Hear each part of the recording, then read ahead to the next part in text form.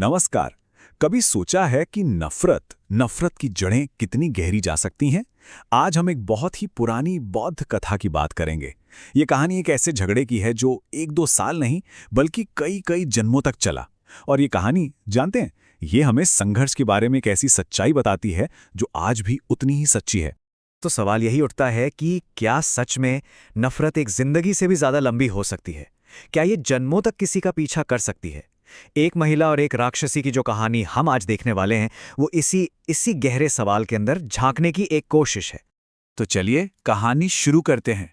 इसकी जड़ें ना एक बहुत ही कह सकते हैं इंसानी दुख में छिपी हैं। सब कुछ शुरू होता है एक जहरीली ईर्ष्या से। देखिए, होता यह है कि एक पत्नी है जो बहुत परेशान है। उसे बस एक ही डर सता रहा है कि उसके कोई संतान नहीं है और इस वजह से कहीं उसका पति उसे छोड़ न दे। तो इसी चिंता और डर के मारे वो एक ऐसा फैसला ले लेती है जो आगे चलकर सब कुछ बदल देता है। वो खुद अपने पति को दूसरी शादी करने के लिए मना लेती है। लेकिन जैसे ही नई पत्नी गर्भवती होती है, पहली पत्नी की ईर्ष्या एक बहुत ही भयानक मोड़ ले लेती है। वो क्या करती है? वो चुपके से उसके खाने में जहरीली दवा मिलाने लगती है।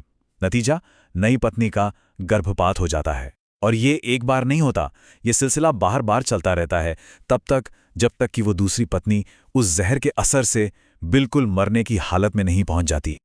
और बस यहीं से ये कहानी एक मामूली घरेलू झगड़े से कहीं कहीं ज्यादा बड़ी बन जाती है। ये बन जाती है जन्मों जन्मों का एक अभिशाप।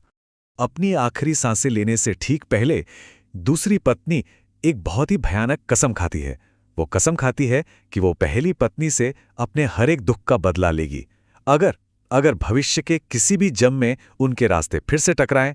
और बस इसी एक कसम ने उन दोनों की किस्मत को हमेशा हमेशा के लिए एक दूसरे से बांध दिया। और जानते हैं, उनकी ये नफरत सच में कई जन्मों तक चलती रही। उनका पुनर्जन्म होता रहा बार बार, लेकिन हर बार वो एक दूसरे के जानी दुश्मन बनकर ही पैदा होते।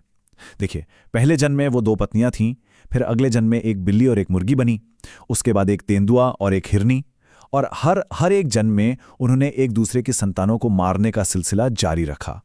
और अब हम आते हैं कहानी के उस मोड़ पर जहां ये झगड़ा अपने चरम पर पहुंच जाता है। यह है उनका वर्तमान जन्म, एक महिला और एक राक्षसी का। तो इस जन्म में क्या होता है? जो पहली पत्नी थी, वो एक बड़े घर में एक कुलीन व्यक्ति की बेटी बनकर पैदा होती है, और अब वो खुद एक मां है। और दूसरी पत्नी, वो बनती है एक भूखी, गुस्से से भरी राक्षसी। वो राक्षसी अपने पूरे गुस्से में उस मां और उसके छोटे से बच्चे का पीछा कर रही है। उसका बस एक ही इरादा है, बच्चे को खा जाना।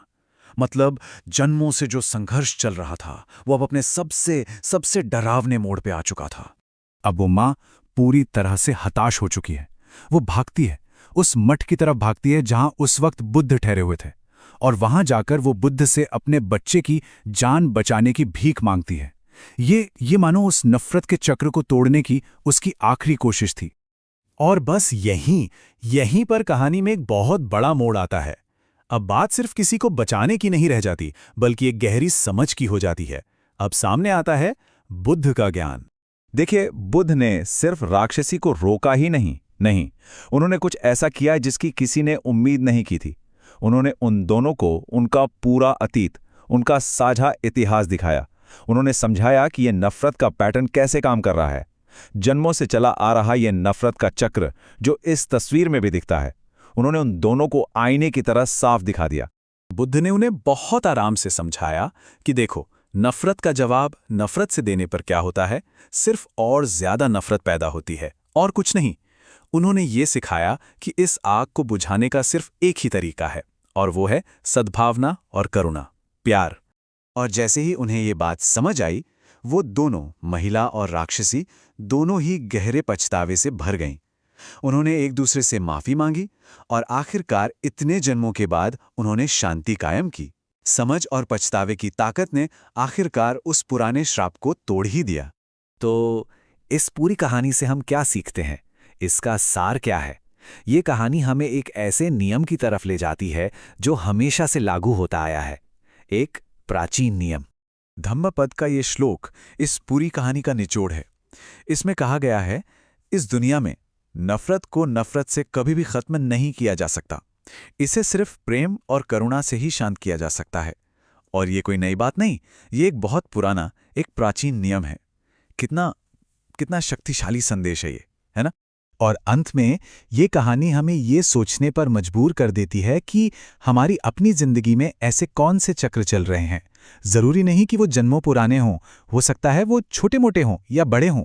सवाल ये है कि क्या हम भी नफरत का जवाब नफरत से दे रहे हैं या फिर प्यार और करुणा से उस चक्र को तोड़ने की कोशिश कर रहे हैं।